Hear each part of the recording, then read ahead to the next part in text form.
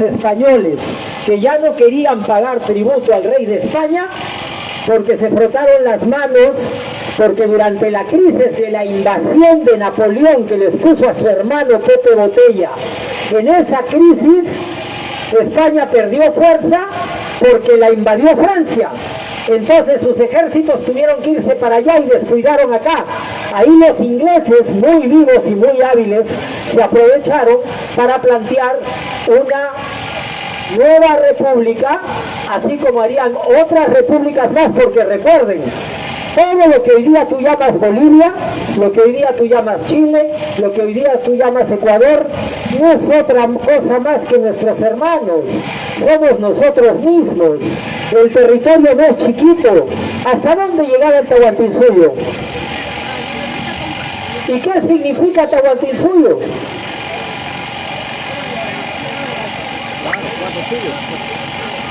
Cuatro direcciones. Y hoy ¿qué tenemos? Una Bolivia, que era el Alto Perú, un Ecuador, hemos terminado en guerras y nos venden las armas para matarnos entre nosotros. Nos dan las municiones, los hacemos ricos a ellos y nos matamos entre nosotros. Nos endeudamos, en la deuda se van los grandes financistas y nuestros pueblos quedan esclavos a la deuda hasta nuestros nietos. Entonces, ¿el Perú qué necesita? Seguir en ese mismo sistema. ¿Por qué olvidar el Tahuantinsuyo? ¿Por qué permitir que se vaya atrás? Les voy a contar algo que les va a sorprender. Hace unos meses descubrieron un galeón, un barco cargado de oro de esta tierra del Tahuantinsuyo, producto de la explotación. Y aquí hubieron unos representantes que en nombre de la República del Perú quisieron reclamar ese oro, diciéndole a los europeos, este oro que está en el barco no es de esta empresa submarina, sino es del Perú. ¿Y saben por qué perdió el Perú? Porque esa empresa en un juicio ante una entidad internacional que delibera le dijo, tú no puedes reclamar esto, tú eres el Perú, ese oro no es del Perú, era del virreinato. Y el virreinato, ¿cuál era? España. ¿Quién merece esas monedas? Nadie de nosotros. Fue el producto de la explotación, del robo y de la esclavitud, pero se lo lleva la entidad jurídica de ese tiempo. Pero en realidad, si alguien tuviera derecho sobre ese oro, ¿quién sería? El Tahuantinsuyo. Entonces, ¿qué dice la empresa submarina cuando viene al Perú? Si tú fueras el Tahuantinsuyo, yo no tendría más remedio que entregarte el oro. Pero como no eres el Tahuantinsuyo, tú eres algo creado en 1821, arranca tu carreta nomás. Por eso es tan importante que se olvide la palabra Tahuantinsuyo, porque la palabra Tahuantinsuyo envuelve el derecho soberano legítimo milenario de este territorio. Les pregunto, ¿acaso aquí no había una civilización? ¿Quiénes llegaron? ¿La civilización o los asesinos? Aquí por supuesto que había civilización. Dicen, no, acá no hay ningún elemento andino, todo es europeo. ¿Por qué? Porque aquí no había nada andino. En el Palacio de Gobierno, en la Plaza Mayor, no hay ningún elemento andino. ¿Por qué? Porque no había. ¿Eso es verdad? Todo este territorio estaba lleno de construcciones, edificios monumentales, obras acuíferas de todo tipo. En donde está el Palacio de Gobierno, ¿qué estaba? El Palacio de Taulichusco, el administrador del agua. Todo eso fue destruido por los europeos para que no quedara nada.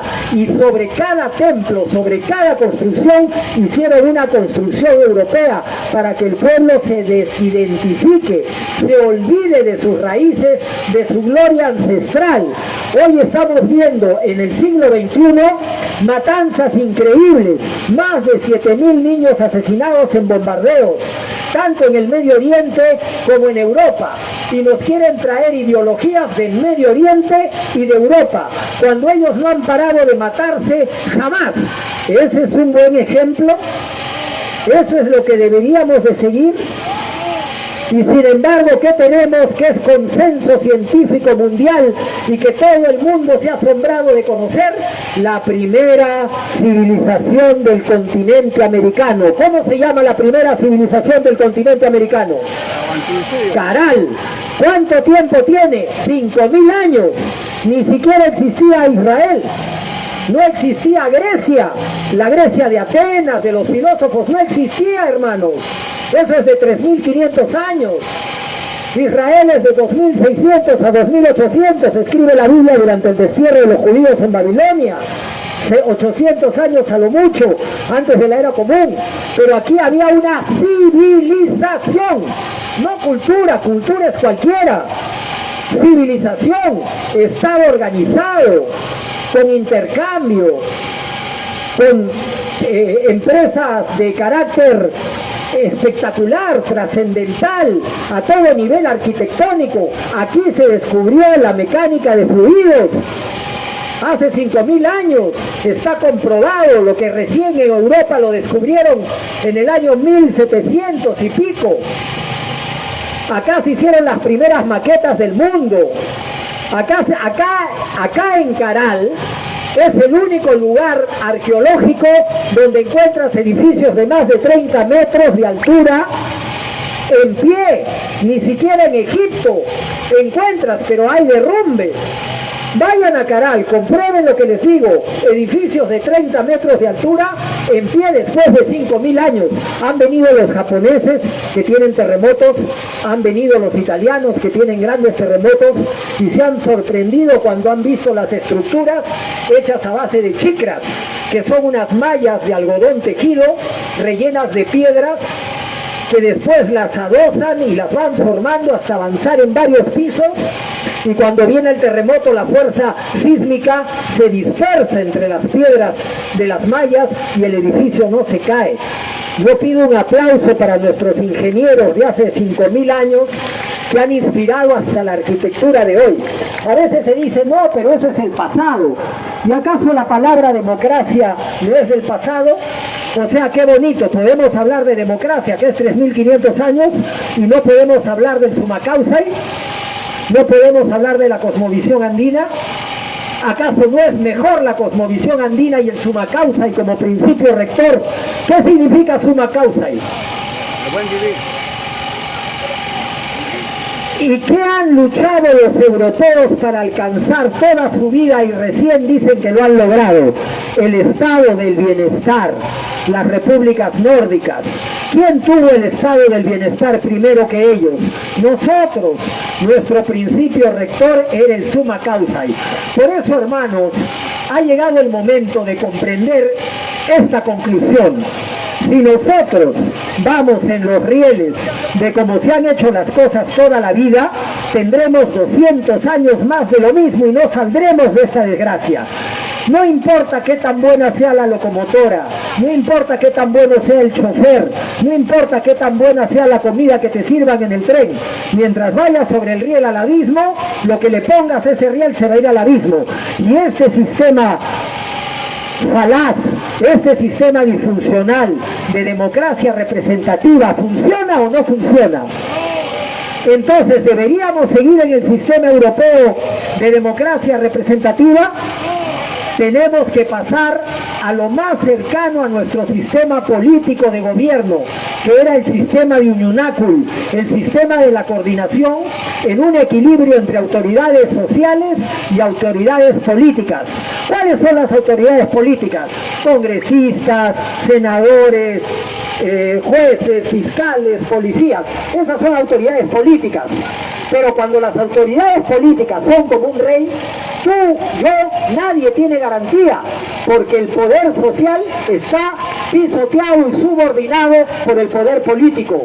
En las democracias modernas, participativas, deliberativas, el poder social siempre está por encima del poder político, porque la razón de ser del poder político somos nosotros, el pueblo.